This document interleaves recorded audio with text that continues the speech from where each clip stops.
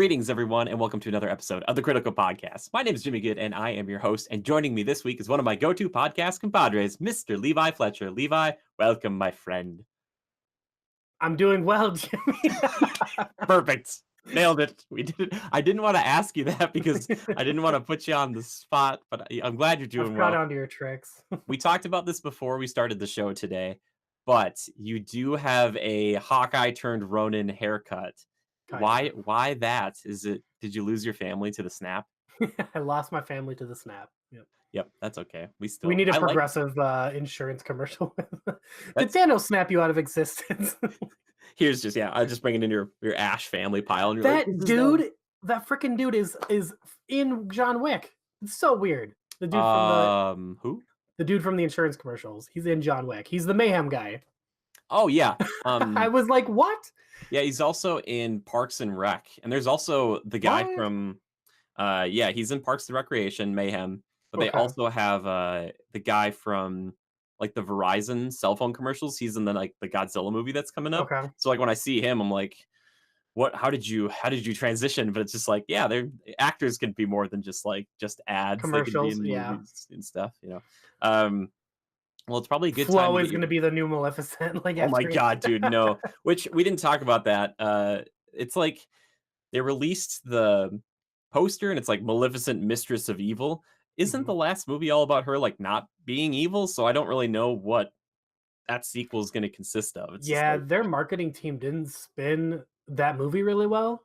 It kind of reminded me of the marketing for Batman vs Superman, where you sure. thought it was going to be like a brawl the whole time. Yeah, gosh, that would have been Um, so good. I would have watched 2 hours of them fighting. and people went into Maleficent thinking, "Oh, this is going to be so cool and creepy, dark villain," and it's like, "What the fuck?" Like, Yeah, exactly. I don't know about that. you get 2 minutes of Angelina Jolie, and that's it. Yeah, and then like that guy ripping her wings off or whatever. So weird. Maleficent, check it out. Also they have Umbridge in there, and she's one of the good fairies. Oh Really boy. weird. I think she plays Flora.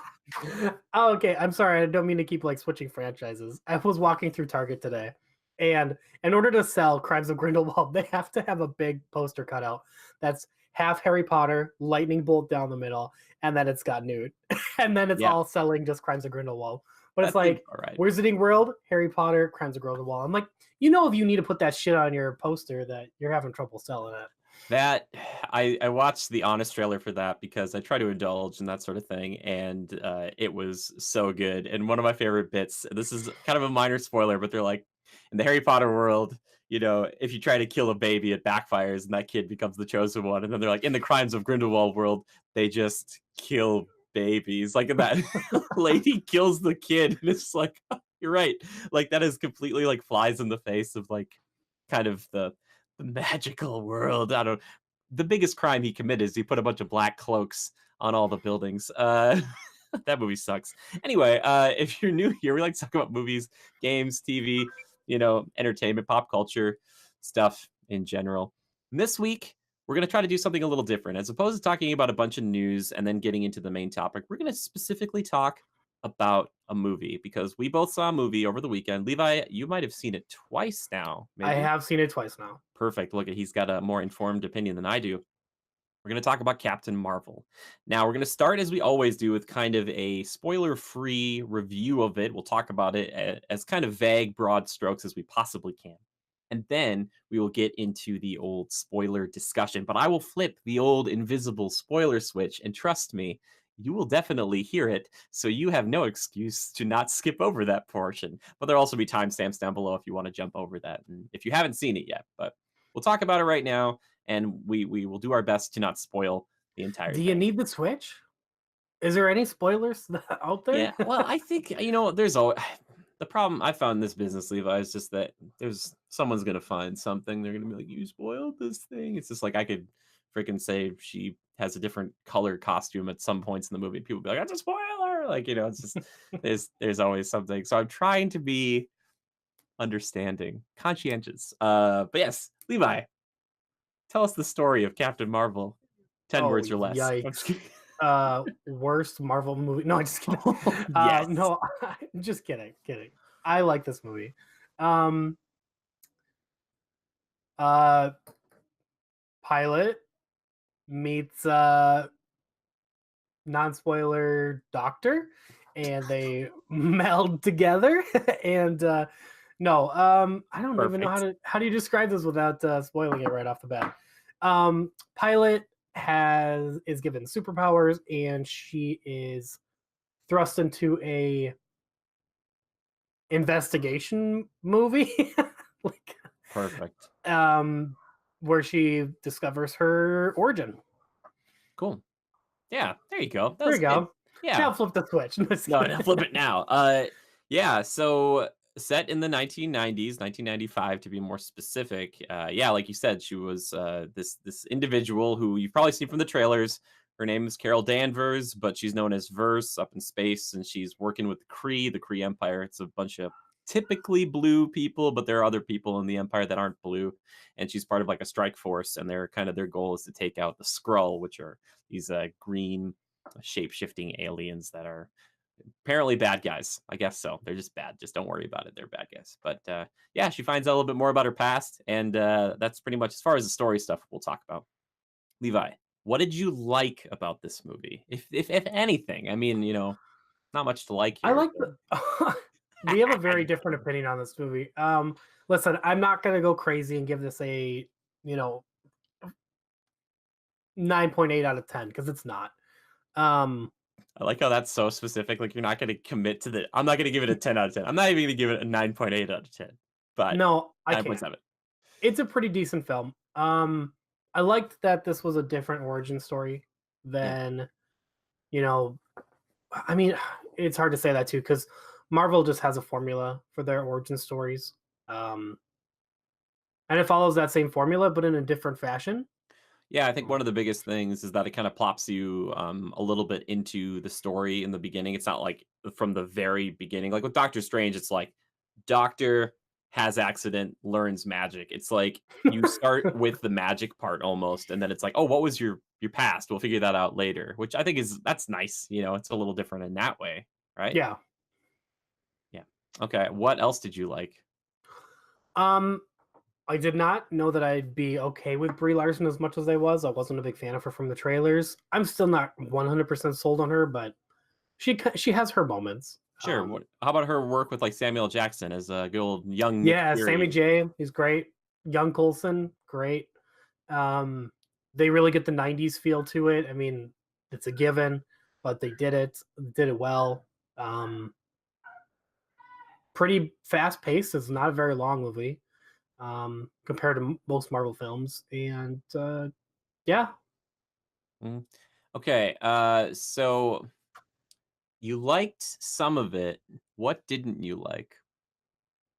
Well, I wouldn't say that I dis. What? Why are you saying? How much of this movie did you hate, Levi? You can tell us. It's okay. I've just given you a I hard time I because didn't hate. I didn't hate a moment of this film. Did it drag a little bit? Yes. Although I will tell you, I was really choked up for the second time on that Louisiana scene in, or is it Louisiana? yes, Yeah, I think.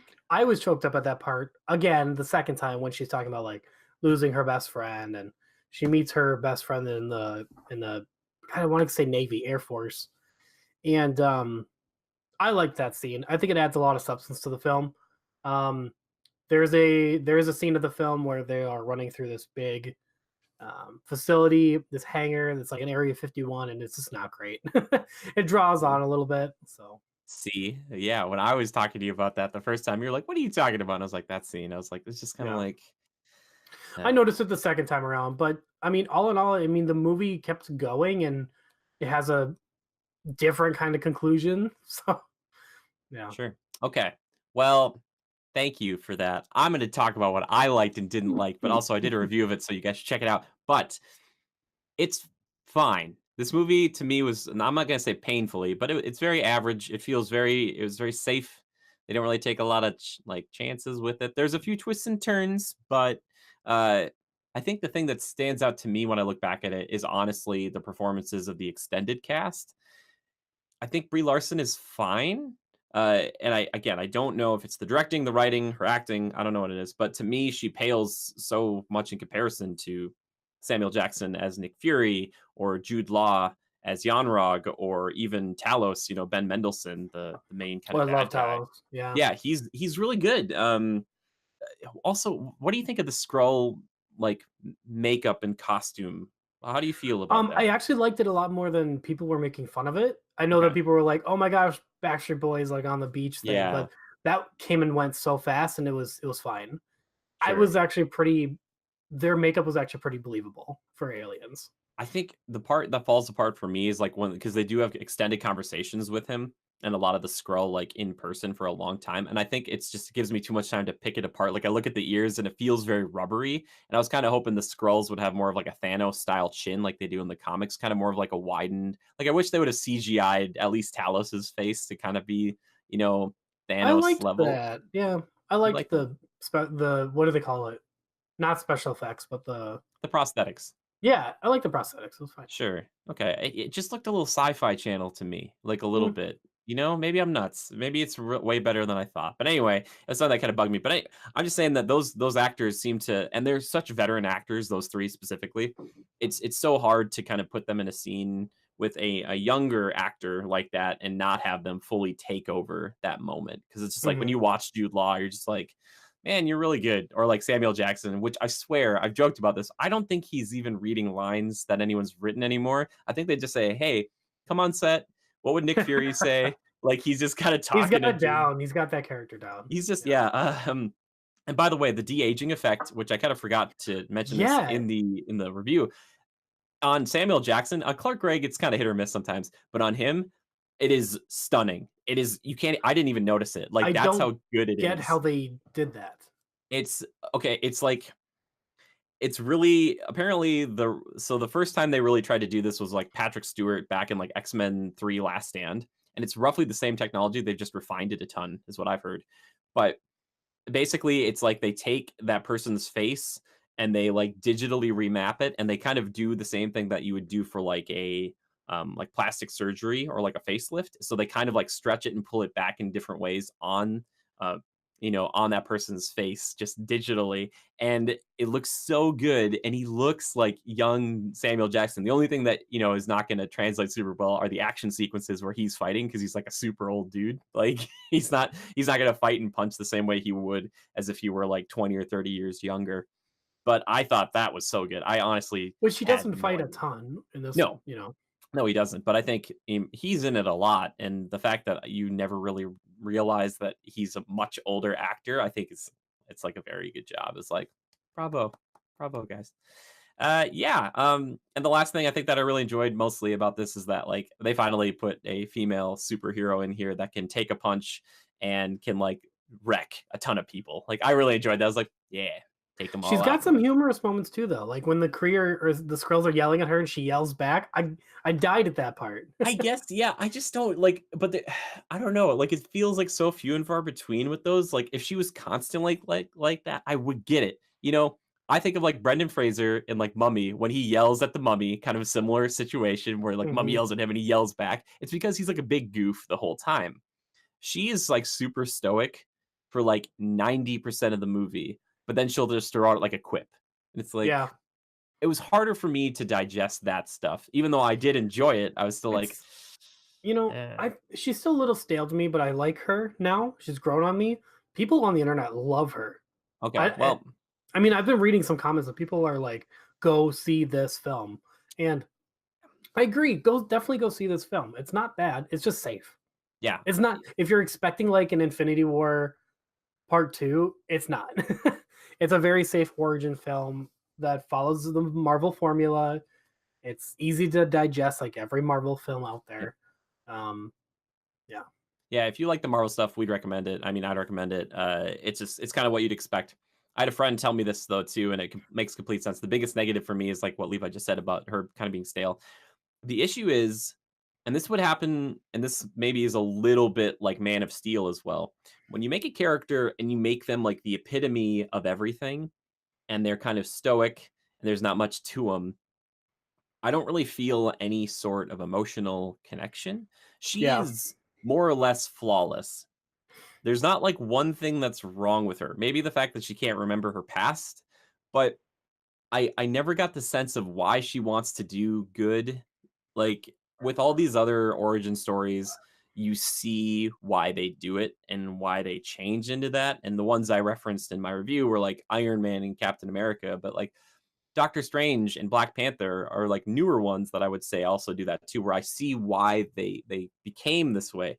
But like they kind of touch on her childhood a little bit, but I never got a sense of like why, like what motivates her to be a good person. I wanted to Mhm. get that. I don't know if it was her best friend or if it's just like she loved her country or whatever, but I didn't really feel that, and I never got that emotional connection. And also because she's so flippin' powerful, there's never a time where I was like, oh, she's gonna lose this fight. Like in all these origin stories, like they're never gonna like completely lose. But Well, like in yeah. Black Panther, he gets messed up, and it's Mhm. like okay, like And they're gonna have to really spare her moving forward because if she is this powerful and she can destroy like a Kree ship and like flying through it, they're really gonna have to be scarce with her abilities, you know. Otherwise, she could just win every single upcoming movie. Just call yeah. Carol and she's there, you know. Yeah, which by the way, that was in the trailer, so not a spoiler, everybody. But we're gonna flip the spoiler switch now, just so we can get fully into it. Levi, are you ready? Go ahead. Wait, hold on, so I gotta make sure you got the timestamp. Okay, we good. We're good. Ready? Ah, God, God, this is my eyes. Ah. Okay, okay. There we go. We flipped the spoiler switch. Everybody, we are in full spoilers. Okay, so Captain Marvel gets her powers from the light speed engine or whatever, because that's what this movie's about, which is fueled by the Tesseract. And because you made a really good point, Levi, it's like, okay, how powerful can she really be? She's very powerful, right? So the question is in Avengers Endgame, where we get a little clip of that at the very end of this movie, is like her showing up, in the present day, the pager that Fury used at the end of Infinity War. And she's like, where's Fury? Um, I wonder if it's like she will be able to manipulate the gauntlets. A lot of people theorize that maybe Thanos will be able to like depower her because he's got, the space stone still, and that's where she like got her powers from.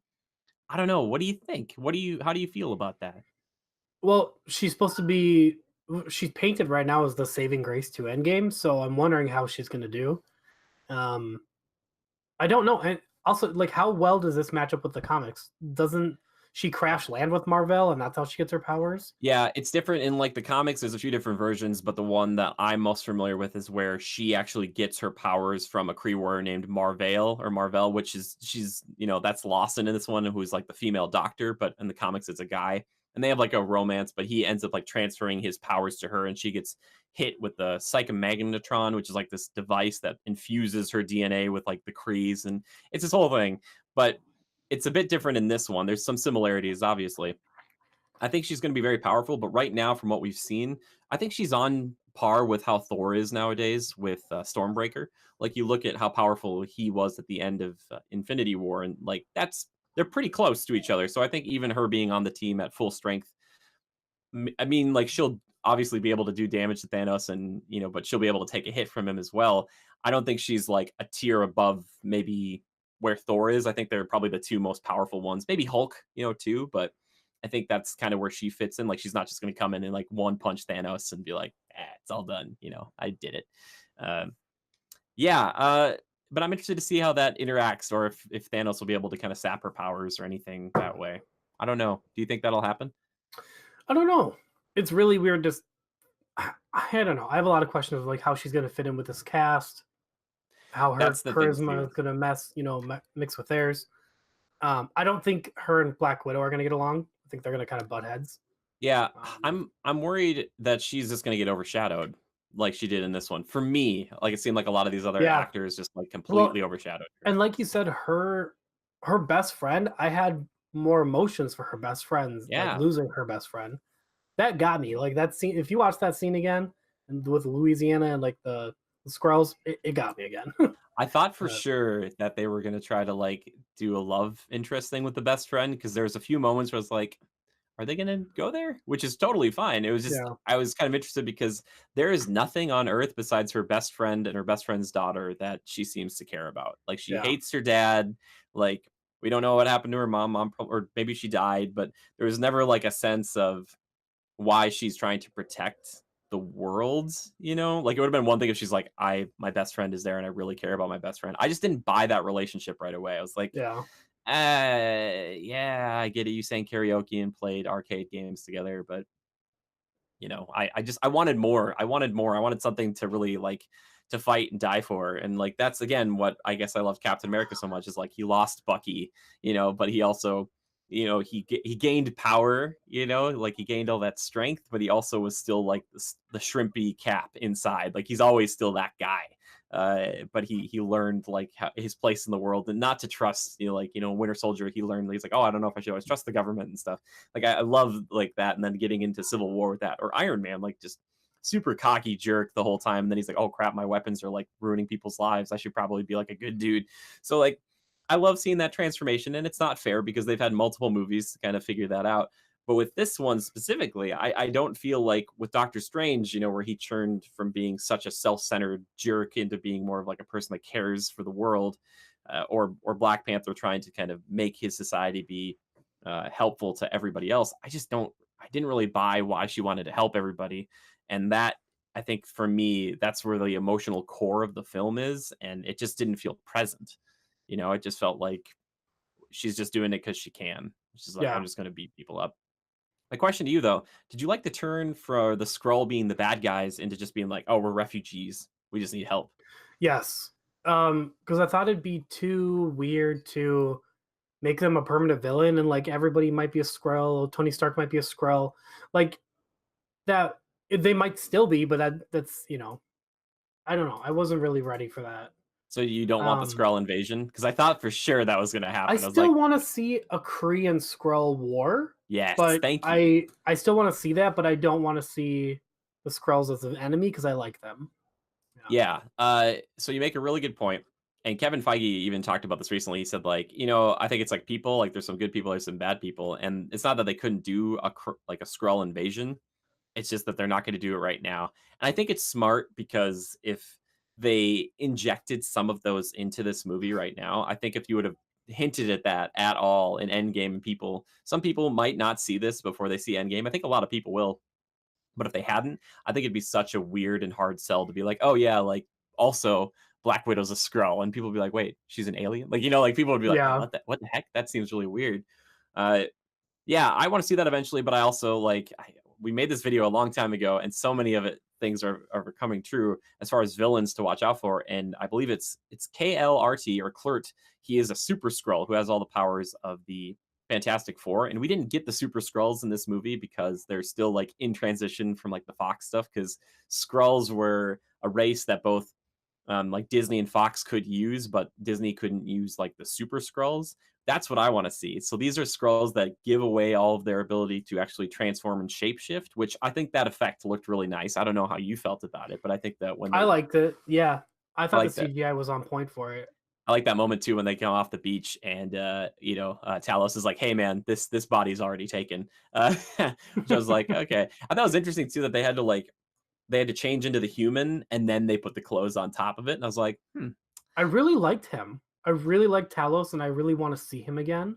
that's just because Ben Yeah. Mendelsohn is excellent." And like, I mean, like remember him in Rogue One? Like he's so good. Who is he in Rogue?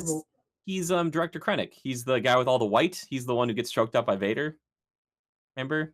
He's like the That's bad guy. him? Yeah, that's him. Oh, wow. He's Okay. really good. He's Yeah. super good. He's got that he's from Australia, but he also has that kinda lisp, so it's like a very distinct way of speaking. When you listen to him, you're like, "Yep, I know it's It's a you." little different to hear an Australian accent in a Skrull, but I'm That's what okay I'm with it. people were saying that too. It's like, it is seem a little weird to have that, which by the But it's way, okay because to let the actor shine through a little bit, you yeah, know? well, and because I'm so familiar with him, when he took over the look, which is hilarious, of like the director of Shield or whomever it was, and that was looked like the same person, but it was just him. And they're like kind of walking around and looking at that other scroll that was taken out. I was like, well, clearly that's him. And they didn't leave that for too long. Like in that scene, he just like even revealed to the audience, kind of saying like, oh yeah, I'm a scroll because he like leans down next to him. He's like, yeah, good luck in the great beyond, brother, or whatever. And I was Yeah. like, oh, okay, they didn't like it wasn't one of those things where they're like, oh, maybe he is a Skrull because it's like that right away. They're like, yeah, he is. Yeah. Uh, but yeah, but I want to see the Super Skrulls come up eventually because that's something I'm really excited about. And those would be more villainous, where they have like a combination of a bunch of different powers put into them, and they can't shapeshift anymore. And I really want to You see think that. that's like our Captain Marvel sequel is like Talos and her versus Super Skrull, he's trying to get back to his home or What do you I think? don't think I think it's gonna be more of like a they could do more of like a Celestials thing or an Eternals thing in that sequel because I think instead of I really think this is gonna happen. A lot of people theorize this too. I don't think Captain Marvel 2 is gonna be set after Endgame. I think it's gonna be set in the gap, and I think it's gonna be her helping the Skrulls out. And I think because people love Talos so much, I think you just keep Talos along, and now he's a friend, and then they Maybe he fight. shows up in Endgame. You never know. He could, I guess. I just don't know if you'd want to because I like the whole like the turn that he didn't like when he got on the ship and they found that ship, that hidden ship of Lawson's, and it was like, oh, they're gonna find the Tesseract or whatever, because that popped up out of nowhere. It seemed like, and he started doing that call out thing. I thought he was gonna summon a bunch of like prisoners and they were gonna overtake Marvel, but that was like or Captain Marvel. But then it was like, no, he just found his family. I don't think he wants to fight. I think he just wants to run away. Like I think he's just like, I found my family. Let me live in peace. Like I don't want to Yeah, I fight mean, and anybody. he alluded to like having his hands bloody too from the war. So Oh yeah, and I'm so he, glad he didn't turn evil. I was like, oh, you're not me gonna be too. bad. I was Yeah, I liked him. like, oh, okay, and he's got a kid, and he's just like, I just want to be left alone. And the science guy is their little, comic relief character. And I wouldn't be, yeah, I wouldn't be opposed to them making him a Super Skrull, even though typically I I don't think just, he is. I want this weird. This is a tangent. Okay, I Hit me want with this it. weird Marvel conglomeration of like Tilda Swinton and like Talos and like all these weird supporting characters just come back. And like it's like an off-brand Avengers movie, but like with all like like who's the dude that's bad from um who's the bad guy from not Dormammu from Doctor Strange? He Oh, you're turns talking about bad. Caecilius. Yeah, he comes back and then it's like just like Tilda Swinton and then there's like So you want I'm a Marvel style, like almost Suicide Squad type of yes, situation? just like a weird conglomeration of like all these supporting characters that Dude, I like wouldn't be opposed. That'd be so we're cool because all they're all like really good actors. Like, and yeah, like Shuri's there and like I'm like I'm just picking from all these films like they're trying to think of like uh from Iron Man. I don't even know. Little artist kid, friends. If little you kid could gets his own suit. And like artist friends out there, please draw this. yeah. We got Shuri, little kid from Iron Man. We got Caecilius, Tilda Swinton from Doctor Strange, and Talos. We'll I call keep them forgetting the what her name is. Eternal Squad. Yeah, The not the Forbidden One. She is the something one. chosen, not Not chosen one, what is it? She's like the Elder One, or like almighty one or something like no, that. it's it's really gonna bother me. Um, oh my gosh, what is What's the Ancient One? Ancient one, Yes, yes. I did it. Yeah, because they used what's his name? The guy who plays Caecilius. I can't think of his name right now either. Plays Hannibal. Okay. You know who I'm talking about? Wait, is Caecilius the bad guy In Doctor with Strange. the things around his eyes? Yes. What is Oh, I'm his thinking name? Mondo, not Mondo. Mundo? Who's the guy? Mordo. You're thinking Baron Mordo. Mordo. You're Yeah, thinking throw him. Mordo. Oh, you want Mordo Yeah, instead of Caecilius. yeah, yeah. Ah, I didn't really that's care too much fun. for Caecilius. Yeah. Yeah, yeah, he's well, that's probably they kind of wasted him. Well, he's gonna I be in the next one, I'm sure, no, I don't know. He's like because Mads he can. Mikkelsen. That's who it is. Because they played it up at the end of Doctor Strange that he's gonna come back and steal Oh, powers. Mordo is not Caecilius. Yeah, Mordo. Yeah, Mordo will be in it. Yeah. Uh, anyway, Sorry, random tangent. I that's just want great. this Good. I love weird. it. That's good. But back to Talos. There's that one moment. One of my favorite maybe jokes in the movie because not all of them I think super land, but my favorite one is they start talking to Talos because they kind of team up with him about what a Skrull can do and turn into. And they're like, and I think her friend, her best friend, is like, "Hey, so can you like turn into a filing cabinet?" And he's like, "Why would I turn into a filing cabinet?" I Like, liked that. I Yeah. love it because as humans, we're like, "But could you do it?" Like, Yeah. and he's just like, "I would never do that. Stupid." And I know you didn't like the cat, but I liked the cat. Okay, the cat has the same scene as Groot. So they Yes. do that thing where like so this cat, it's a flurkin, it's not really a cat, but his name is Goose, and they like hold it up and it like shoots I out these love that tentacles conversation. and it like grabs a bunch of people and like slams them around against the hallway or wall or whatever. It's like, oh, this is the same Groot. This is just like what Groot did in Guardians of the Galaxy. But I do like in the beginning when like Talos gets it, he's like, that's not a cat. He's like, get that freaking thing away from me. And I was Yeah. like, I thought he just hated cats like I do. So I was like, I completely understand. I was like, I get that. And the whole Nick Fury losing his eye to that seems really anticlimactic to me. I Because think it's like, funny. but in Winter Soldier, he says, "The last time I trusted someone, I lost an eye." That would have been such a perfect setup to, like, having, like, a Skrull be Coulson and then, like, attack him or something, like, it just in that moment, it just felt so it feels so lackluster now that we know that that's what happened, right? We trusted the cat, and then the cat scratched Attacked him, him. yeah, and I was just like, it just seems like such a lame way to actually have him, like, lose his eye, and it's just like, "Oh, whatever." I will say this though. One thing I really liked about this movie, jumping back to the beginning, I love the strike team. I like the Kree Team 6, Yeah. basically. Like they're moving through. That was really cool to me. They had some cool tech and like unlike Guardians, it felt very serious. It felt very like chaotic. And I really enjoyed that because it wasn't just like a jokey little like, oh hey, dumbass, like shooting BB. It's like, no, they're like, hey, we gotta like which ones are scrolls? Do you know which ones are scrolls? Like I like that a We can lot. I was like, make a Marvel, what's the name of that Star Wars game? You know what I'm oh, talking like, about? you're Yeah, talking about Commander oh, yeah, Republic Republic Commando? Commando. Yeah, make a Yeah. Star Wars game or make a Marvel game just like with those characters doing Oh my like gosh, dude, that would be missions. so cool. Like, it felt very kinda XCOM-like too, and they had, like Mhm. there's a sniper who could somebody could shoot, like, a bullet that, like, bounced between a bunch of people. It's like, "Oh, that Yep. seems very powerful." Uh, one thing that people have been commenting on too is, like, the Skrulls from the beginning weren't bad guys because like, there was that one Skrull that coulda shot the sniper in the back of the head or whatever, but, like, the Skrulls weren't killing people, like, they were just literally trying to get away. I was like, Yeah. "Oh, this is really, like that's pretty cool." I liked that bit. I think the Kree homeworld was fine. I don't know if you have any feelings about that or the Supreme Intelligence, like all that stuff. Like, I You wish we could have barely spent see more it, time. right? Couple scenes? Huh? You get a couple scenes with it, right? Yeah, she like looks out the window, or you mean like the Supreme Intelligence thing? Yeah. Yeah, they do that, and they have like Lawson, like or Marvell, just be like the image that she sees there. Which reminds me, they played "Come as You Are" at one point there. What did you think of the music in this movie? I liked it. Typical Guardians of the Galaxy, It playing off a felt, soundtrack. yeah, it felt like it was too much. Like No, they I liked it. They used it in the right spots. I'm gonna say this, and I know I'm gonna get flack for it. I swear, the "I'm just a girl" part in the final fight scene, I love that. it's too on the nose. It's too much. Like, I get it, but like, in that moment, all I'm seeing and hearing is just like, "Oh," and it's not an agenda, I'm not saying that. It just felt like I wasn't watching a movie anymore, and it was just Who very better to be in a targeted. kick-ass fight scene though than No Doubt? Like, I guess, but it just seemed there was like there's no stakes. Like nobody could fight her. And I guess that's the point of this movie. And the whole like she at the end with Yanrog, she does the whole like Raiders of the Lost Ark. She just kind of shoots him instead of fighting him. yeah. That's fine. I just wish we hadn't gotten to that point because I was like, oh, maybe she's gonna fight him one on one, and then she's just gonna beat the crap out of him. You know, like I was like, oh, this Well, might and be it's cool. Like, weird that you where's Jude Law gonna show up again, you know? yeah, he'll show back up. That's the thing is they didn't kill like anybody. They're like these are all really good actors, so like just keep them all alive. Like don't kill anybody, you know, because they're all exceptional. And I was just like, that's probably pretty smart.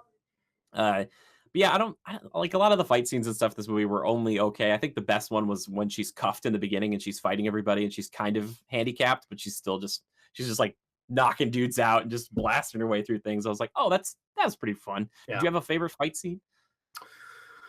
That one, because that's when she screams back. That's the I best part. and listen, I think my favorite part of that fight scene at the end is because of the song. I love No Doubt. The fight scene itself, I wasn't that big a fan of. She was just mopping the floor with them, and there wasn't a lot to it. Yeah. And I guess Um, for me, and it's not just the "I'm Just a Girl" song. I think it's just like any pop song or anything like that. Also, You know, what a cop out from Ronan, like to just show up and then be yeah, like, he's just kind of there and he's gone. And that might be who they fight in the next one, like Ronan, because like we'll come back for the woman or whatever. I can see that happening. I think some people liked Ronan, but yeah, I don't really like recognizable songs in my finales. I think it's always a joke. I'm always like, oh, so it's just a joke now. It's not even scary. It's not even like climactic. Like come on, guys, come on. I guess What my else? biggest question is why did her body even absorb the power? Great question. No idea. I don't know. It just did. Instead of killing her, it Is just she an did X-Men? already. Does she have She could have some mutant, you know, ability or mutant power or something like that, and that's why she didn't die. I'm not sure. That's a good question. Other question I have for you. So all the 90s call outs, too much, too little? no, I think they played it pretty sparingly. they didn't try to do too much.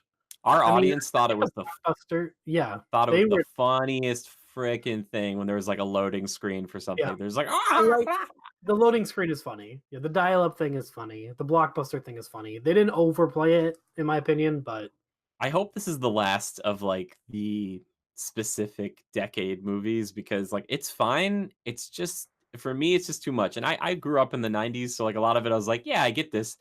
I just it just feels so like, "Hey, it's the '90s, don't forget it's the '90s. Hey, we're still in the '90s," and it's just like, I know, like, I'm like, uh, "Oh my gosh," and there's apparently some continuity issues insofar as, like, the Street Fighter arcade game 2 or whatever is maybe not one that you would have been able to play that version of in the past, or maybe some of the music wasn't around. It's just like it's fine. It's just like if you're gonna do this, just make sure it's just so like prim and proper, that no one can really complain about it. 'Cause it's just like, oh, we're gonna show Blockbuster and we're gonna show Radio Shack. Like the Radio Shack thing, I knew was coming a mile away when they're like, oh, we have to go somewhere to get some like some technology or something or some communication devices. I was like, oh, they're going to I Radio just thought it was Shack. gonna be like a Sprint store or something. I wasn't expecting Radio Shack, but Yeah, I just want, I just want a little more vulnerability.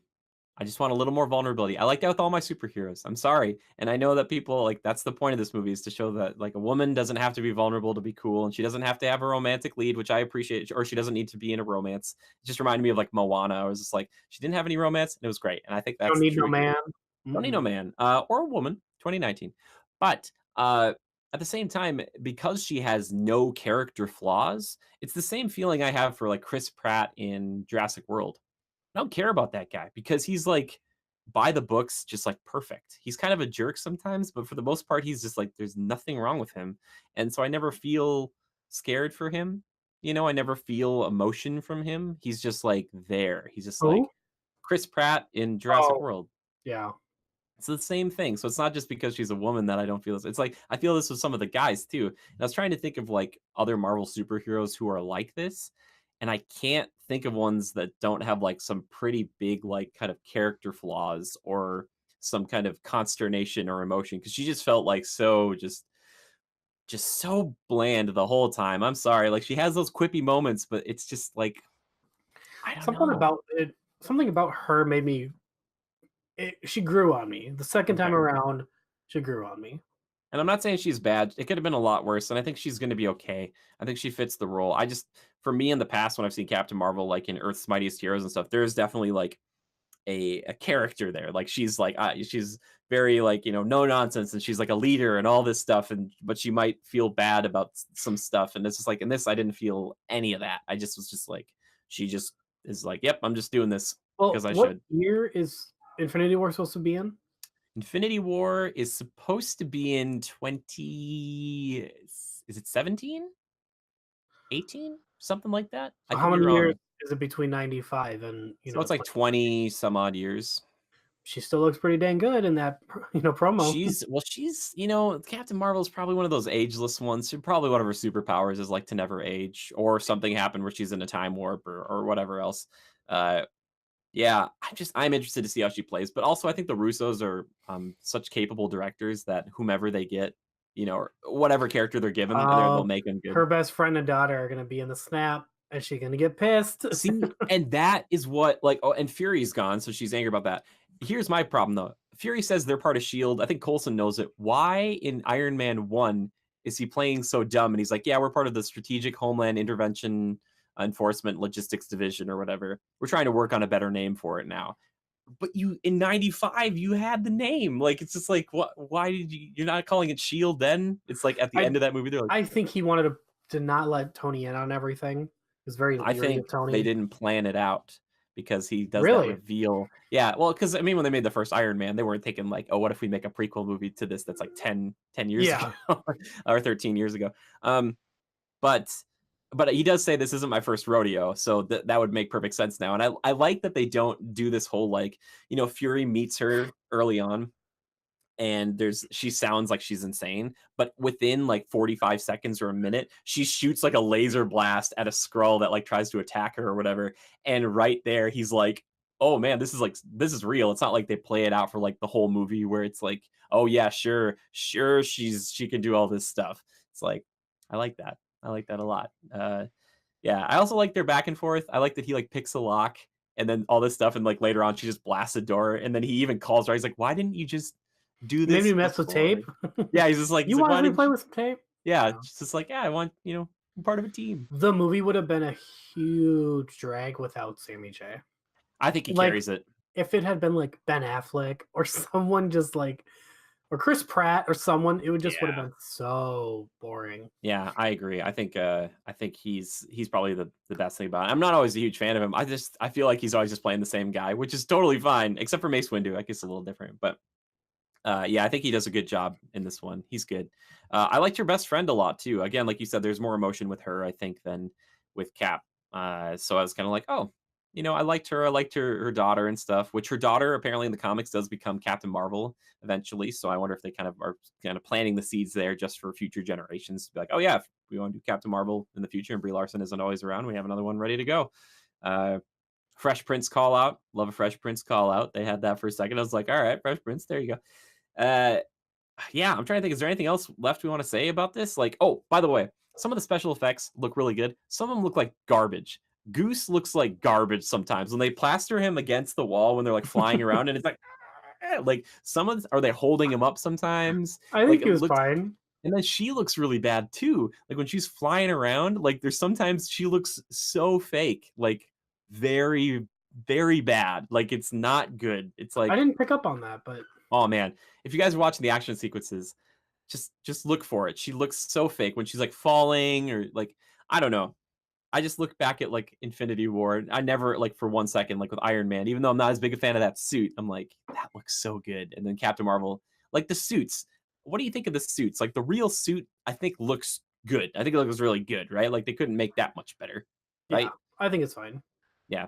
I didn't like that the little girl knew how to use her little touch color thing to make it different colors, like the color she wanted. I was like, how do you even know what you're doing? You're just going like the little kid was doing. I was like, how did you like the neon one? Did you like the one that was like super Yeah, bright? Yeah, that was a funny one. But yeah, I like her suit. I thought she looked good. Uh Levi, we need a score from you because I 8. get 8 out of 10. 8 I'm out of 10. sticking with my 8 out of 10. Yeah. Okay. Didn't I fall, it didn't rise. Oh, okay, after the second showing. Was there anything in the second showing that you liked more?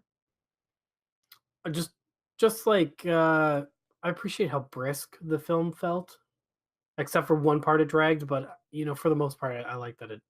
The government facility scene? That's it. Yeah.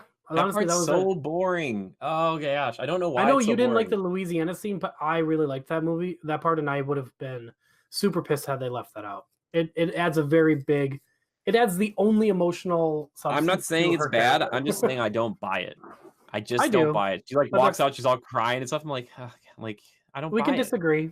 That's fine. Yeah. But then like right after that, she's totally fine. It's just like, like I don't get it. I don't get it, man. I wish kind of like Marvel couldn't have been her mom or something. I just wanted there to be more family connection, or I just wanted there to be more attachment to Earth because it just seems like she could care less about Earth. It's just like, whatever. Like, I guess I'll save the scroll and I'll come back and help out eventually. Yeah, I'm hoping the Russos do better with that. And you're right, Levi. If she comes back and that's true, it's 20 years. So that daughter's probably grown up. She's like in her 30s or something. Whoa, that's weird. And is her friend really old? Are they gonna age up her Yeah, friend? Oh my gosh, yeah. they'll probably That's play on that. dude, if she finds she'll like type it into the computer when she gets back and she'll check on her friends and they're just gone. And they'll be like, who are these people? And she'll be like, my family. Like that would get me if she got angry because we haven't really seen her like really angry yet. I would love that. I'd be like, now She's I'm gonna go in. crazy. I want to see that for sure. Uh yeah. Cool. Cool. All right. 8 out of 10. I even brought Levi. I brought you up in the review. So everybody, you can go check that out over there. But I'm close to what Levi's score is. As you can imagine, it's a little bit lower than that. I think it's completely average. I think it's totally fine. I think it's got some good and some bad, like most of these Marvel So films. now that we have this film, Yeah. Jimmy, how do you watch the Marvel Cinematic Universe as it stands? How do I watch it? I give you a minute. Go. What do you mean? What do you mean? What's the chronology? Of Name it off. like, oh, like if I were to watch it like in Yep, in order. Oh gosh, is it And like go. Captain America, Captain Marvel, Iron Man? But then, yeah, no, Iron Man 1, Mhm. Iron Man 2, Avengers, and then Forgot I'm about the Hulk. Hulk's in there? Yeah, you're right, Hulk is in there too. Dang, and See, you Thor. can't do it. We've come to a Well, point that's the where no problem is they return. like you're like, we're Before you the can name one it off on a hand. one movie's in the '40s, next movie's in the '90s, and then all the other ones are, like, close, like, clumped together. It's like, Yeah. uh, yeah, I still wish we could get, like, a 1960s Ant-Man. That would be kinda cool, like, old Hank Pym. Like, I like some of those flashbacks. I was like, "Yeah, I Yeah. take that." I love They a really period they piece. really get some really great supporting actors I should for say these this, I love films. a period piece that's, like, older than 40 years because I'm sick of this '80s, '90s stuff where it's just like, "Oh, let's just, like, appeal to the market who's gonna come to the theaters nowadays." It's just like, "Ah, please, please do more than this." I get it, it's the '90s, I lived it. But, yes, so there we go, Captain Marvel. We wanna know what you guys think, though. If you've seen it, please leave us a review, tweet us, let us know what you thought of it. I'm curious. I wanna know because we talk about it all the time, but we want this to be a dialogue, and, we wanna hear from you. And actually, I did get a review in from, our buddy Ryan, which was pretty good. He said this. Oh, hold on a second. Oh, look at this. Okay, so he says this. I really enjoyed Captain Marvel. The movie isn't my favorite Marvel movie, but I did enjoy the journey. I think personally I would have a higher score for the movie that I gave it, but upon closer look and differing criteria, my score probably would decrease. Good job, Jimmy. Well, thank you. Appreciate that. But yeah, just like that, we want to hear what you guys have to say about this stuff too, because it's interesting to us and it's a dialogue. It's fun. All right, Levi, anything else you want to say about Captain Marvel before we move on? Nope, let's do Endgame. Let's do it. Yeah, I know.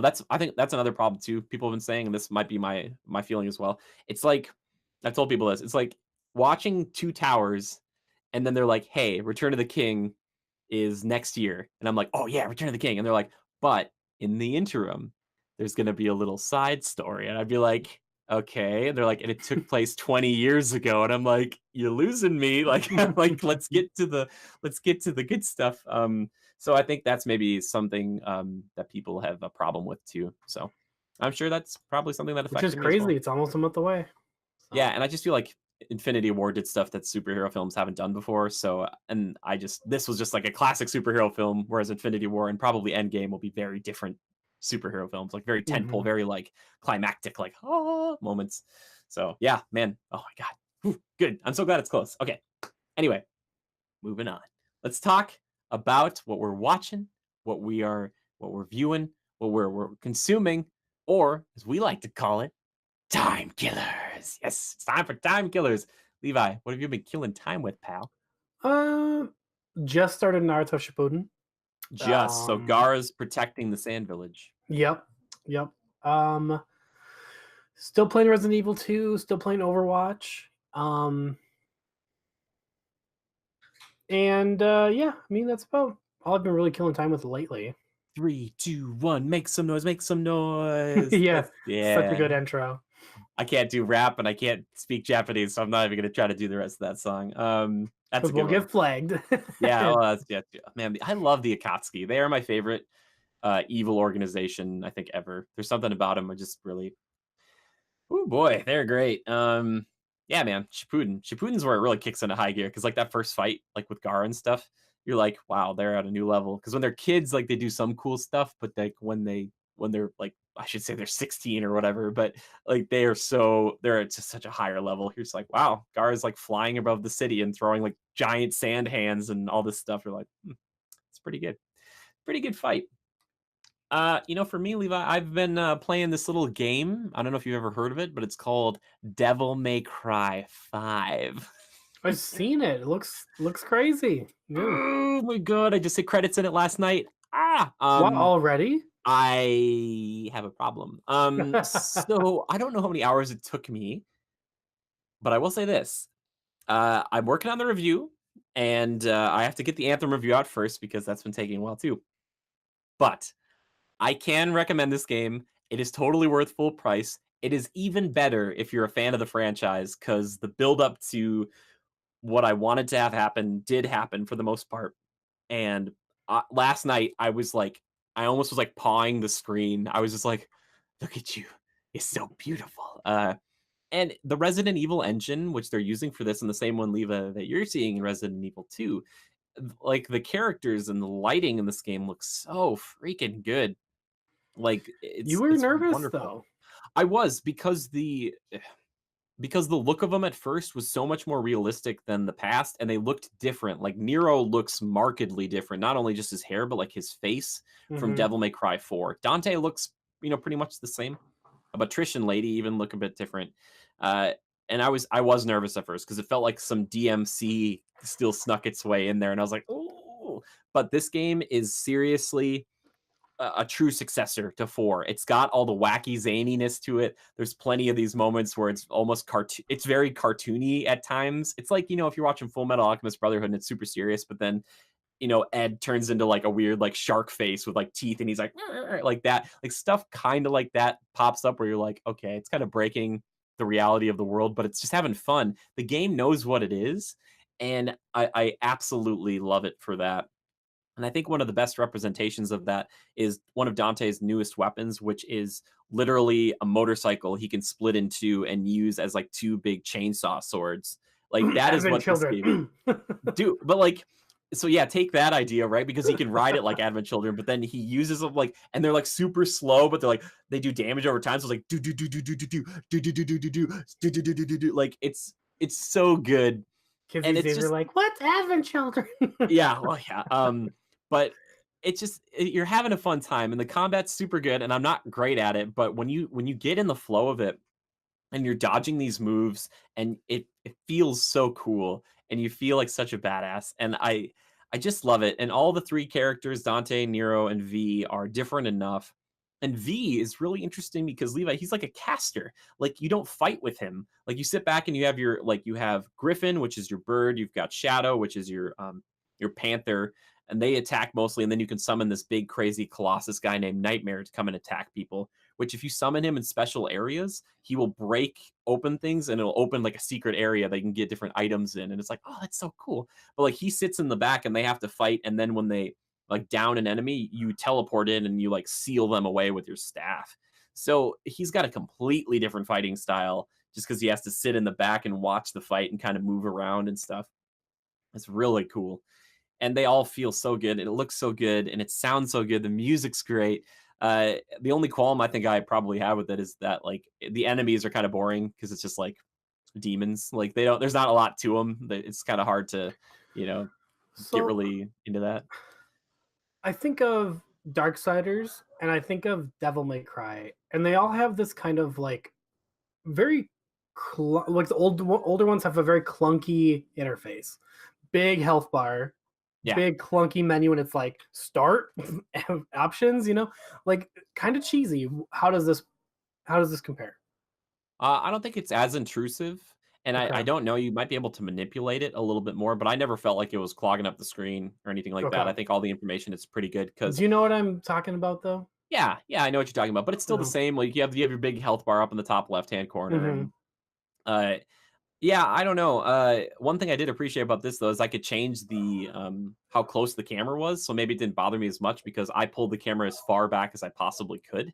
So in my fights, I had a very clear understanding of everybody who was around me, and that was one of my biggest qualms with God of War, and that was intentional. But you can move the camera pretty close in these fights, and there was one fight at the end that they do that for just to make it more cinematic, and I loved it because I was like, all right, it's one on one, this makes sense. But the rest of the time when there's so many monsters around you, you do want to kind of pull back so that stuff doesn't clog up the screen. You're totally right.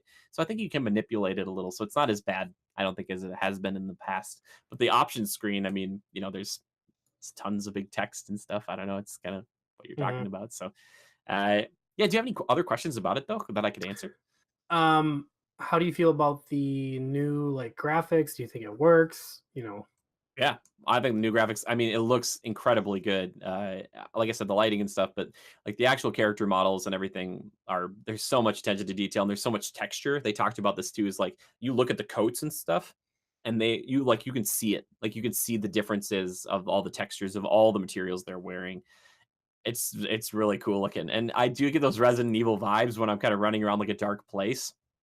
But And there's a lot of darkness in this game. There's like a lot of shadows and stuff, but man, it looks so good and it performs like butter. Like I don't know if it's locked at 60 frames, but I never had, now thinking about it, I didn't have one time where anything chugged or there was a problem. Like it was just like on a technical level, pretty flawless, like which is Can you crazy nowadays. can you not stream Devil May Cry 5 right now? No, you can. I have. I've Oh, done it twice. I'm Yeah. looking for it on Twitch and I can't find it, but Maybe people just aren't playing it right no, now. I don't. no. I streamed it like 2 days worth of. So if you want to go see it, it should be there. But Is it called Devil May Cry 5 or is it like Devil or May Cry? V, it might be. That might be under V, Ah, maybe. But I think it's 5. I think it's 5. okay. Uh, yeah. It's I don't know. It's just really good. And I wanted to finish it on my own just because I didn't want to like, have anything spoiled. I didn't want to have a moment where people were like, I was freaking out about something and chat was freaking out. Like I just wanted to have like that time for me because it just reminded me so much of why I love the franchise and why I love 3 and love 4 and why this franchise. And I didn't realize how instrumental I think it was in forming a lot of the things I love and look for in media, like as far as action, as far as music, as far as just style goes. And man, This I game looks beautiful. I mean, I've got it pulled up on my second monitor here, and James, it looks good. I it is the It looks fun. it is, and I'm trying not to be hyperbolic. I'm trying to be as objective as possible, but it is the best character action game I have ever played, So we've been hands down. waiting a long time for some sequels here. Yeah, We waited a long time for Kingdom Hearts 3, God, Devil May forever. Cry now, and we also waited for um, Darksiders. Yeah. Rate them for me real quick. How do you feel like the replayability is on all three, and which one was worth it and which one wasn't? Uh, dude, great question. So I think Kingdom Hearts, out of all of them, has the biggest shoes to fill, and I think a lot of people who didn't play the original ones had a lot of issues with the controls of it. And I just don't know if that game would have ever lived up to the expectations. I think it did really well for what it was, but in my mind, I feel like it could have been even grander. I know it sounds really selfish, but at the same time, I remember getting done with it, and I think it's a really, really good game. But I felt like it could be bigger, and I felt like it could just be like it felt like they just kind of forced in all the stuff at the end, like the important plot points. Like, hey, all Hmm. this stuff. Remember this ties it in. Uh, I'd put that one in the middle. Darksiders 3, I think, is the worst of all of these. It doesn't really it basically just tried to rip off Dark Souls and it didn't do a good job of that. And it just kind of lost everything that made it unique to me because it always just ripped off God of War and Legend of Zelda. So it's like, why would you do that? Hmm. Devil May Cry 5, I think, is a true, it's just like the perfect example of how to take the love and the soul of a franchise and modernize it. They still have pretty kind of like straightforward levels and stuff. Just that's the part of the game. There's some areas where you actually get to explore, which is really nice because they've had that in the past, but in 4, the problem with that game, that people had is like it was you play half the game as Nero and then you play the exact same half as Dante, but you just run backwards through all of it. And Oh it's no. you fight like everybody, the same bosses you fight again. It's really like, but in this one, it is consistent, constant forward momentum, and you're flipping between 3 different characters all the time. And that I thought it was really good. And This man, dude is playing a guy with white hair and he's doing a little skateboard kick on his sword.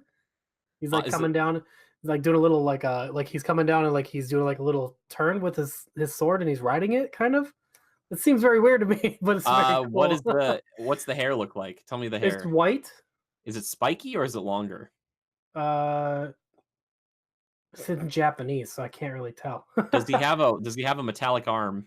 Yes. Yeah. Is he riding his arm right Am I now? Is that what ruining he something for you? No, is he No, riding it's his his arm? sword. Like he like comes down with his sword and like he does a little kickflip off the sword.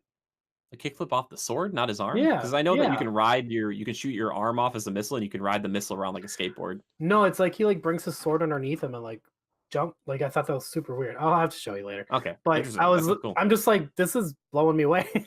It is crazy. So, There are so many things to understand, and even once you unlock like the certain number of like you have like some combos for all of your weapons that thankfully are pretty similar throughout most of the characters. mhm. But learning not only that, but also how to switch to different weapons or different abilities that you have, especially with Dante, because not only does Dante have a ton of different weapons, he has different styles because he's got Gunslinger, Swordmaster, Royal Guard, and Trickster.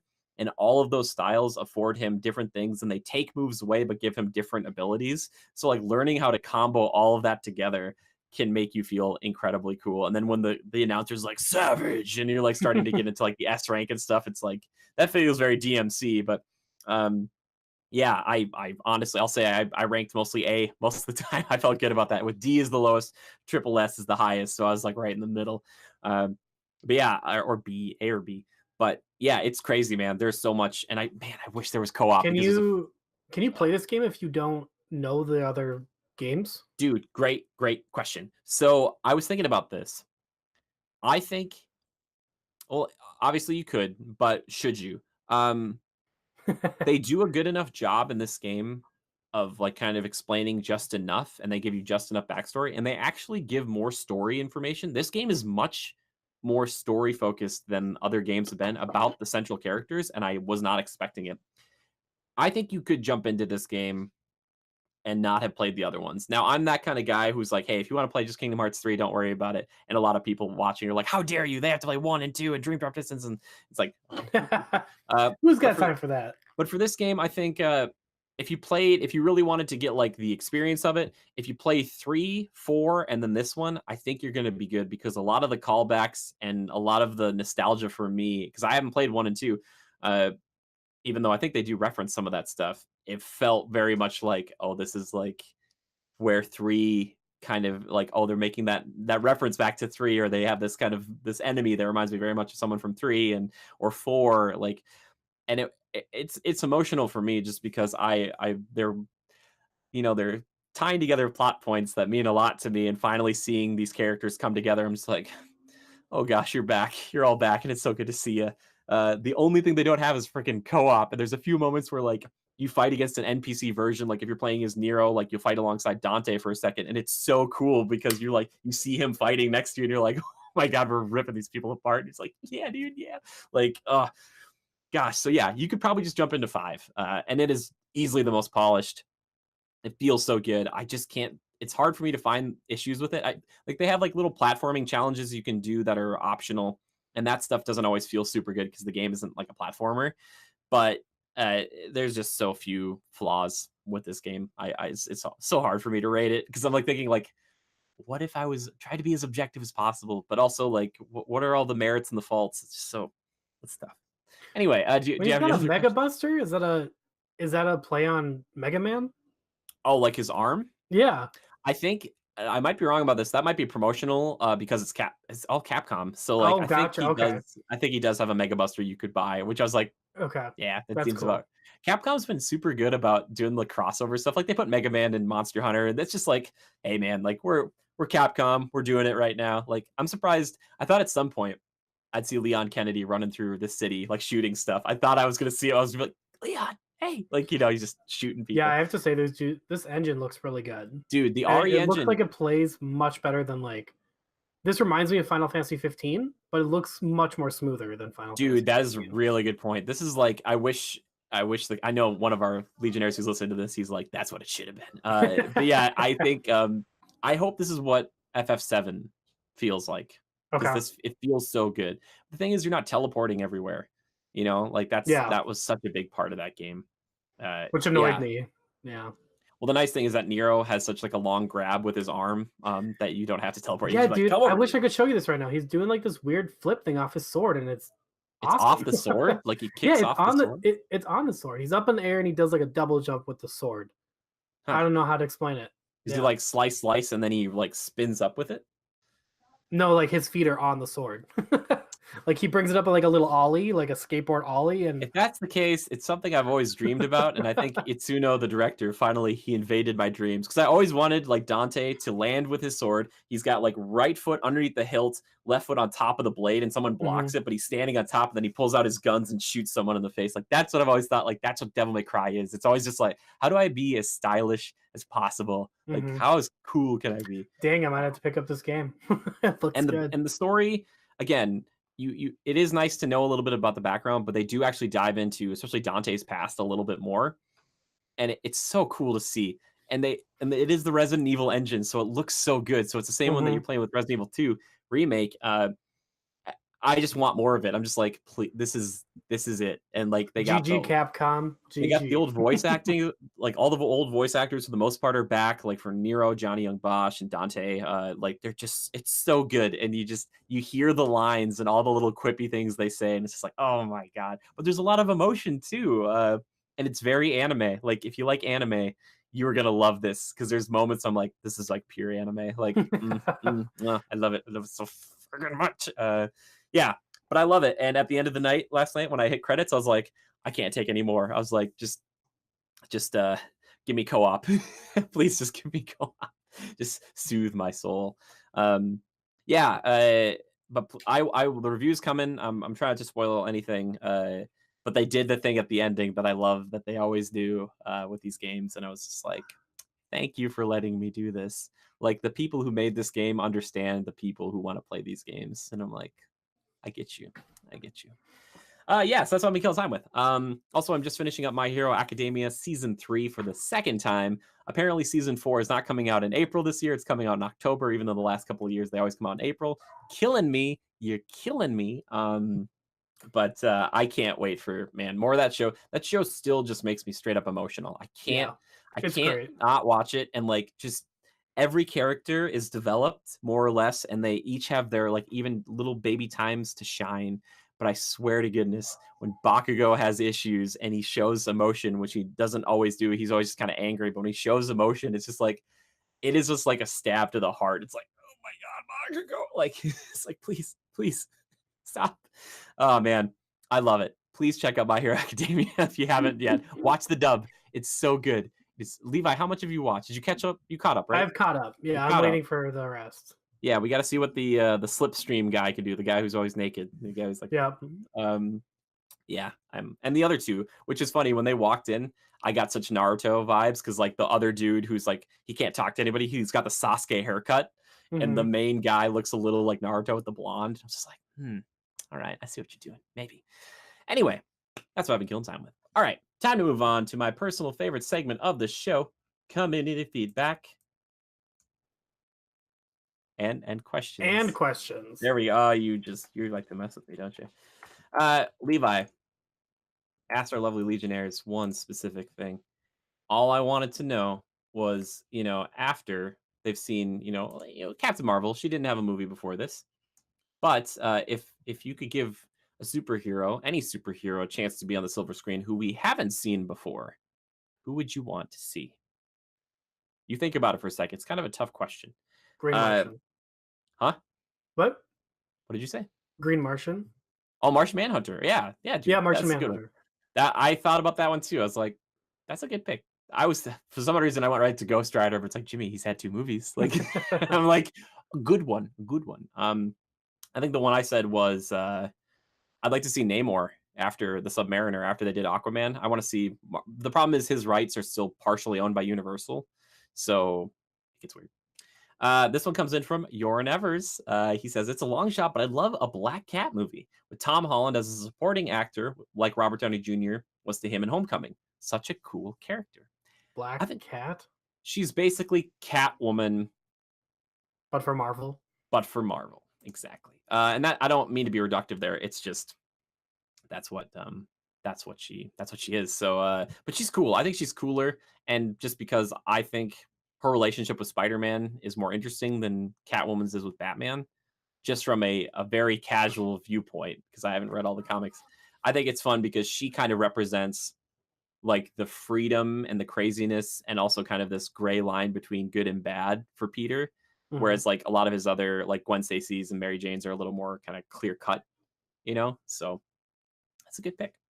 Fragadin wrote in a really interesting one. He said he wants to have Savage Dragon. No particular reason other than why not? I had to look up Savage Dragon. He's like this. He's like this dude who looks. He's like green. He's got this frill. He's got like super strength and resilience and healing factor. And he worked with like the Chicago Police Department. He's from Image Comics. I'd never heard of him. Actually, I think it'd be cool to see Jubilee get her own spot in a movie, like, and Or not just do like a anything. cameo or do anything, because I feel like they could do some. I think Marvel could do something cool with that character, and make her kind of like a little pyro or something like that. So Do you think now that we have Captain Marvel and typically in the past Rogue gets her like flying and super strength and everything from her, do you think Rogue is going to be the one of the main characters now in X-Men because you have Captain Marvel, so it's just like when you introduce the X-Men, you have to introduce Rogue just so Anna she can do Paquin. this. Not Anna Paquin, the recast. Just completely If recast. it's not Anna Paquin, I'll be pissed. It's gonna It's be not going to Kristen. be Anna. Be ready to be angry, man. They're recasting everybody. It's Like gonna be Kristen Stewart. if Hugh Jackman isn't in, nobody's in. Like Yeah, it's gonna be Kristen Stewart, Taylor Lautner. no, The I think cast of Rogue Twilight's gonna be the new X I Men. think Rogue. I think Rogue is gonna be a big. I think she's gonna be a player, man. We'll Like, see. yeah, she's gonna hold Just on to her show too me long. a X Men. Like, just show me that it's possible. Just one. We just want one. Yeah, One good one. We haven't. yeah. When's the last good X Men? Was it Logan? X Men Two. Well, at Logan, yeah, but X Men Two. I guess. I don't know. Logan was fine. Guess what, people? I don't like depressing movies. People were like, you should love Logan. But then again, some of us never went to see Logan with their friend. I still have the ticket. Never forget. Anyway, moving on from my grudges. Yes. I'm trying to think of any other superheroes that we haven't seen on this like the silver screen yet. I think we've seen Spawn. We're getting a new Spawn. That doesn't really count. Don't really care about Spawn. You don't care about Spawn? You don't care about Spawn? Okay. Not really. That's fine. That's fine. I don't care. Doesn't hurt my feelings or whatever. All right. Let's move into questions, Levi. Time to break your brain. You ready for this? Hmm. All right. This one comes in from Missile Mage. Of course. He's always worried that he's always like, did I break Levi's brain? No, you just force Levi to think a little more, and that's good for him. Missile Mage on Discord says or asks, staring at a screen all day is obviously not good for you. What other activities do you enjoy doing when you're not doing something that involves a screen? He says, I always enjoy listening to your podcast, but I was wondering which content creators do you enjoy watching / listening to? So first off, Levi, what do you do when you're not like looking at a screen? There's never a time in my life now that I'm not looking at a screen. Oh If no. I know it's terrible because I work all day and I look at a screen and I come home and watch TV that's on a screen or play games that's on a screen. I don't know. Good question. That's a good question. Other Well, activities do I enjoy doing when I'm not I like staring? reading. I still like reading from a real book. I don't like reading off a Kindle. Okay. So Okay, that's different. There you go. I wish I liked reading more. I just always feel like it's homework. I've told people this, and people send me books, and I do plan on reading them. It's just like there's something in my mind that I just hated being tasked with like read chapters 2 through 5 by next week, and it's just like oh god, like I'm just always like yeah, yeah. Um. So other things I involve, you know, this is going to be kind of a boring one, but it is absolutely one of my favorite things in life to do. I love to have one-on-one conversations about this kind of stuff with people in person. I really do, and I think it connects people. And I was talking to some guy the other day that he works at the gym, and I never talked to him about like kind of nerdy stuff before, but I was talking to him about Captain Marvel. It was cool because I felt like I was way more connected to him than I'd ever been before because I'd never talked to him. And I was just like, hey man, we had like a fun conversation. And there's some other guy who chimed in because I had a Godzilla shirt on, and he was like an older guy, and he was talking about how watching like Godzilla in the past on TV and like during New Year's Eve, and then they take a 3-minute break to celebrate the new year, and then they go back to playing like the old Godzilla film. And I just love talking to people. Like I love doing that. I love finding these like shared or common interests that we can really go on and on about. And I really love doing that. It's super fun for me. So he says, I always enjoy listening to your podcast, but he's wondering what other content creators do we enjoy watching, listening to? Levi, do you have any that you partake in? Shane Dawson. Why? Um, he's been doing a really good job lately, like in the last year or so. Last 2 years, he's been really kicking his production back up. And I mean, last year he was named, at the stream, he's the best creator of YouTube, best content That creator for last that year. whole sentence makes me straight up sick. Like at the streamies, he was the best content creator on YouTube. It's like, uh, His in the last couple years, he's been doing documentaries, and they've just been awesome. what are the Covering documentaries on? everything, covering everything from like the wildfires to like conspiracies to, Chuck E. Cheese being fake, and just a lot of different stuff. So Oh, okay. What is it that draws you to him? His personality. He's got a lot of charisma, and his Yeah. friends are funny. So You'd think that's all you'd need to have a successful YouTube channel, but I beg to differ. Anyway, sorry about that. That's just me just showing a little bit behind the curtain. Uh, for me, is there anybody else before we move on to the ones I'm going to talk about? I like Jenna Marbles too. She's funny. Her and her dogs are funny. You just like all the big wigs, man. How dare you? Well, I've So also been watching them since like 2009. yeah, So some of those ones are just like, and that's the way I feel about with the Tim Tracker, the vloggers I watch who live in Disney or live near Disney. Um, I've been watching them for a few years now, and I just like would watch their home vlogs too, like where they were just at home, like making food. I was like, I just felt like I was like a part of their life, and I was like, yeah. But they've crested 500,000 subscribers now, and I knew them before they hit 100, and 100,000. I shouldn't say 100 subscribers, but just watching them, go up and up and up and up, and then just like now they're constantly at the parks. They're getting invited to everything, and they're kind of like media, which is interesting. But they're really cool and nice people. Tim and Jen are just if you like Disney or Universal or anything like that, please check them out. The other people I really listen to all the time are the people over at the Weekly Planet, Mr. Sunday Movies and Wikipedia Browner, James and Meso. Please check them out. I love my podcast. I really do. It's great. They have the best like pop culture podcast. The two of them, they're from Australia, so they've got the accent. They've got a really fun, witty rapport.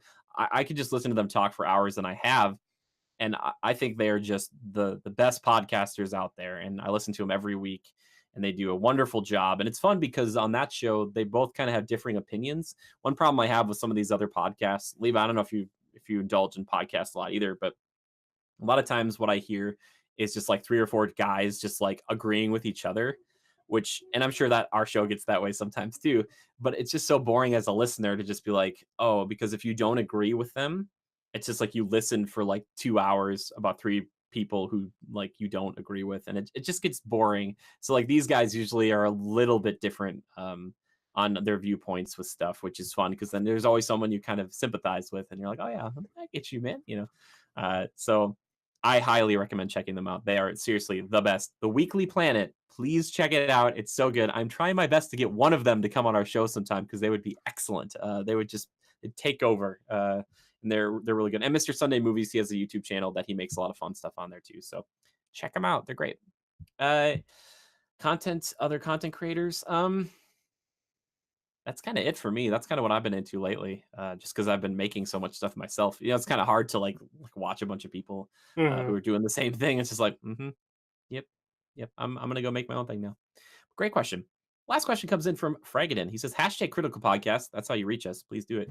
He said, when a representative of a game publisher or developer does wrong in the social media space, do you feel it is strictly on the individual, or should the company or studio as a whole need to be held accountable? Levi, what do you think? So if a representative of a game publisher does something wrong within the social media space, let's say some person from a big like from Activision goes on Twitter and does something stupid, in reference to a game or Oh, and pulls something. a Chick-fil-A thing all over again. What? Well, the dude from Chick-fil-A made those comments about gay people, and then Chick-fil-A got a bunch of gay hate. Oh, sure. So, Uh, um, so who do we hold accountable? I feel like people are responsible for their own actions. I don't think you should hold a collective group of people accountable for one person's take. Yeah, I think it's different depending on how high they are in the hierarchy too. So like if a person comes out from like an engineer or like an artist or something for a game and says some pretty controversial stuff, that stuff's not going to be anywhere near as bad as if a director of a game comes out and says stuff. So I'm not saying we should No, probably if like hold. the director of Disney was like, "I hate black people," like Yeah, he like it would just be the death of Disney. if Bob Iger said that, like it wouldn't. So yeah, so obviously we should hold all people accountable at the same level, Yeah, regardless. But because they have more sway, obviously I think it's going to be different. So if Bob Iger comes out and says something crazy like that, or whatever else, I'd yeah. say you hold the guy or anybody in those positions. You hold that person accountable. You do that because I think it's easier to pass the blame to a large group of people And there's going to be a lot of people in your business that have differing opinions and thoughts, and they're just never going to go to Twitter and be like, I think this, like, and what, I respect those people who don't always have to share every little opinion about every little thing or injustice in the world. Those are my favorite people, who are just like, you know what, I understand. But yeah, I think, I don't know, is there ever a time though, Levi, we would hold the developer accountable over the individual? No, I don't think so. Not unless like you're the head spokesperson for that company. Yeah. I guess too, if they're like the PR person, like that's where it's like the problem where you're like, okay, Yeah. like guys, yeah, yeah. You Like if find you're a out the person. representative for that company and you're speaking on behalf of the company's ideals, then yeah, you should be held responsible. Yeah. And that's the problem sometimes too, is like you have to find out who that person is because like they're running the Twitter account for like Anthem or something. And they were, if like somebody goes on the Anthem Twitter account, just writes some crazy stuff, like some really mean or like hateful stuff. It's like you find out who the person is. But for most people on Twitter, they're just like, that's like the Chick-fil-A thing. You're like, oh, so Anthem hates, this group or these people or whatever. It's like, no, no, no, this one person does. It's just that you thought it was all of us. So it's tough because it's like you Yeah. trust somebody with the bullhorn, that is James representing you. Gunn. Yeah, and yes, which we should maybe we talked about this in the past a little bit. I think I get it. Disney is all about the PR, and we used Bob Iger there. Which Bob, by the way, if you're watching this eventually, you know what, man, I want to be your friend. Can I work for you? That'd be great. But do you still think the James Gunn thing was that blown out of proportion, or do you think it I made don't even know what sense? he said. It was 10 Uh years ago, or 8 years 10 ago, years ago. but the Why? problem was he made, like, a lot of, like, it was, like, abuse or rape jokes or something, and Disney knew. Like, there's no way Disney didn't know about this, and I think they could have even told him. They're like, "Hey, man, we found some red flags in your past. We aren't gonna talk about them. If they get brought up, though, you're done." Like, Yeah. I'm sure that was what they said. Or that's what they were thinking. They're probably like, "It's not a problem until it's a problem." Right? Yeah. Uh I get it from a PR standpoint, because Disney's all that's PR is all they are. They got it. They're world class, but it's because they have this image, and they Hmm. can't have that being jeopardized at all. But do you still think it was? Do you think it was blown out of proportion? Or do you think it was the right call? Yeah. I think if especially if you don't really mean it and you apologize for something because you were trying to make jokes, like, yeah, it was in bad taste, but Yeah. you know, people aren't perfect. It's just a constant reminder that if you're gonna tweet out anything, that's why most of my stuff is just the most boring, bland stuff ever on Twitter. Because it's like I don't want it to come back. I don't want to hurt anybody. Like I don't want to make anybody feel bad. I have opinions about media, but really, when you think about it, like there's so much more we could fight about. Like so, Hmm. I don't really share opinions on there because it's like what does my opinion mean anyways nowadays as far as other stuff goes besides media, right? Um, but yeah, so we've come to the conclusion: hold the individual responsible. But I would love to know if like maybe we're missing something. Like if there's some times that you think like a developer should be held truly accountable, or if is it on the developer then to be like, hey, this person said this crazy stuff, fire him. Is that like what you do? You probably aren't going to keep that person around, depending on how severe Yeah. it is on social media. Ugh. Sorry. If they fuck up, yeah, I'd probably get rid of them Yeah, oh, because they're especially they're painting the company in a bad light. So and you can't like nowadays they're like public relations is such a massive and big deal, and if you have any type of ill will towards your brand, you're gonna have people who just consistently try to crush you. Like look at Captain Marvel, for instance. They had all those trolls go on there and like downvote the crap out of that movie because if you look at like the Rotten Tomato score, it was like really really bad for the audience score, right? It's before the movie even came out. Instead of Captain Marvel like coming out and like the official Twitter account being like, looks like we beat out all those guys who suck or whatever. They're just like, nope, we're doing our own thing. We made like $450 million this weekend. That's a lot of money. We're doing it. It's just like yeah, they're not like throwing it in their faces. It's everybody else who's like, look, the forces of good won or whatever. It's just like, nope. Captain Marvel's just like, nope, it's fine. yeah. I'm like, bravo to you. At least not that I Well, know because of. I don't think Probably Captain Marvel was ever like, "Come see this movie if you're a woman." Like, you have to come see this woman. You no. know, and I think so many people, like especially guys, they feel threatened because it's like, and I don't want to speak for everybody, but it just seems to be that way where it's just like, oh, it's just like an agenda movie, and I don't think that's what this was. I think there's a few moments where I'm like, okay, I get this in this moment, but The whole movie wasn't that way. Like, it wasn't. It's just a superhero film. Like, it's just it Yeah. really is not. There's not like some sort of like creepy like all men are evil. Like, it's not that. Clearly, they've got good guys in this movie and bad guys, and they've got good women and bad women. So, like, everybody don't freak out. All right, superheroes should be for everybody. Don't lose your minds. There's plenty of white I feel male like superheroes. the internet these days is just like this big old school Bart Simpson quote, and or no, it's a Family Guy quote, or was it Simpsons? One of them was just like Simpsons did it. Do you remember that? I think it was Yeah. a Family Guy thing, and it was like Bart's like somebody saying Simpsons did it. Like I feel like that is the epitome of the internet now. Yeah. Like, Yeah. Well, we're always comparing and we're always contrasting, and nothing yeah. ever exists in a vacuum. I still like Wonder Woman more than Captain Marvel, but I have to go watch it again. But and we're just going to compare, and we're going to compare it to the other superhero films, and then we'll compare Endgame to this movie. We'll compare Endgame to Infinity War. We'll compare Endgame to the first Avengers to Justice League. Like we do that. That's how we exist. We compare and contrast as part of our nature to do that. There's nothing wrong with that. I think that's okay to do. Uh, but I'm really hoping that I hope she fits in well. I hope she's even better in the second one. Solid foundation, I'd say.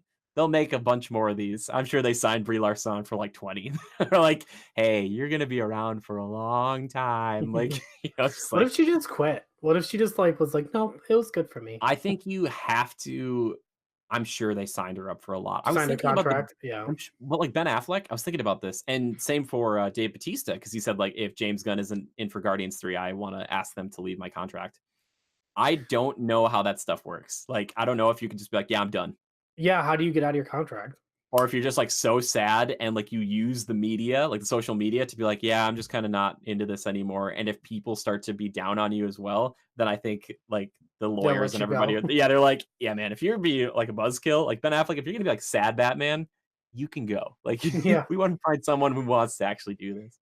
Um, yeah, which also actors, I know I keep saying this, please stop taking roles just because your kids want you to do them. It works if you're a villain, like James Spader's like, I did Ultron because like I thought it was an interesting character and my kids wanted me to do it. But he didn't like stay there to be Ultron forever. Like, you gotta be like, I'm in it. Like, Jason Momoa seems like the guy who's like, I want to be Aquaman. Like, he's like, I Yeah. want to be Aquaman. I don't nobody else wants me to be Aquaman. I want to be Aquaman. It's like we need people like him. Thank goodness for you, Jason Momoa, or Wonder Woman, Gal Gadot. Like, I think she genuinely wants to be Wonder Woman. I'm like, yeah, man, get him, get him. All right. Well, Levi, that's going to do it for the show this week. Of course, when I try to make the show short, it's also just as long as it normally is. If you ever have a topic or a question for us you'd like to have here on the show, all I have to do is tweet the hashtag critical podcast to either of us. You can tweet at me. I'm at JimmyGood013, or you can tweet at our official account, which is at GoCritical. That's a capital G and a capital C. Levi, they want to tweet something at you. Where would they tweet? At lever underscore at Got I'm him. at Levi Fletcher. Nice. Yes, tweet us some gifs. I want to do like a gif war. I want just the funniest gifs. I just want to see people just tweeting gifs all the time. Also, we need a In hash good taste. in good taste. Good, yes. Which, by the way, I didn't realize that there's some like pretty saucy There's some gifs. bad gifts. I Yeah. didn't realize that on Twitter. Like, one popped up the other day, and I was like, okay. Yeah. Twitter doesn't have an anti-nudity. Yeah, they don't. They definitely don't. What's our hashtag going to be this time for people who watch the show? You have to tweet at us to let us know uh, that you watched it. get marveled. Get marveled. Can it Yeah, just be that? like get marveled. So hashtag get marveled. So Yeah. just hashtag get marvel and then ed at the end. Get marveled. I love Kevin Feige to do that. Just like walk and be like, yeah, get marveled. Then they just have all Marvel merchandise like me right now, just wearing it. Just talking to somebody about this the other day. I've got one of those shirts where it's like a brown shirt and it just says Marvel, just like the logo here. Mhm. There's nothing else to it. It's like, I get that I'm advertising for a brand that doesn't need to be advertised for, but I still like the shirt. I'm like, yeah, it says I Marvel. still And wear I'm my like, Marvel Universal Studio shirt all the oh time. yeah, you So, do. Yeah, I wanted that do one I have for. it on today? I do. I have it on today. Yes, well done, dude. Nice. I wanted that Jurassic World Fallen Kingdom one, that hoodie, but it was like $100 or whatever Yeah. it was. I was like, that's too much. Uh, yeah. But get Marvel. Tweet that at us. If you want to hang out with us, like go see Levi plays some Resident Evil, me playing some Devil May Cry, or whatever else it's going to be. Go check us out on twitch.tv/critical reviews. You can support us over there, or you can support us over on our Spreadshirt. That's a great place to get some merch as well. We're not wearing any right now, but I swear it's really cool stuff. So if you ever do get some merch, you tweet us a picture. We want to see it. Yeah, that'd be great. I want to thank a few people who made this show possible. Dale for our theme music, and the one, the only, the glorious Mr. Yoren Evers. Yoren, thank you for writing in today. Yoren does pretty much all the art you see here on the channel. A few exceptions, but mostly him. So if you want to go check out his artwork, go check out Niraj28 or at Jade Circle Art over on Twitter. And he's also on Instagram as well, which is great as well. If you want to support us, though, really support Yoren, myself, Levi, Katie, even all this stuff, Joe, getting new tech and stuff, please consider throwing us even $1 over on Patreon. That would be great. We appreciate it. And you can get yourself drawn into our card game as well. I think that's pretty much everything. All right. Levi, thank you for being here, man. Thank you for talking about Captain Marvel with me. I appreciate it. I Thanks, know dude. I know after the movie I was kind of like, ugh, and you were like, what? And I was just like, it was fine. Yeah, I'm interested to see how many people like it and to see where it kind of falls in the Marvel hierarchy. I would love to we should probably do a show where we just really as a group try to come up with the stuff. I don't know if we've done that before. Maybe we We've done a have. ladder before. We've Yeah. done a ladder before. We might have to do a new ladder. Yeah, we did it Also, before Infinity War. So another thing I want to know too is this was a suggestion by Missile Mage. He said before Infinity or Endgame, we should do an Endgame prediction special show where we just sit here and we just each have like 4 or 5 predictions and we just kind of go back and forth and just like this is gonna happen and be like no this is gonna happen. I Which feel I'm like that glad. could go on for 2 hours. So. Yeah, they didn't show the trailer before Captain Marvel, which I was like, bravo, like I applauded that. I was like, you guys really showed restraint there, and I respect it. I was like, good job. Thank you guys for not bearing the lead. Anyway, thank you everybody for watching. We appreciate it. Remember, #GetMarveled. And until next week, just remember to adapt and overcome.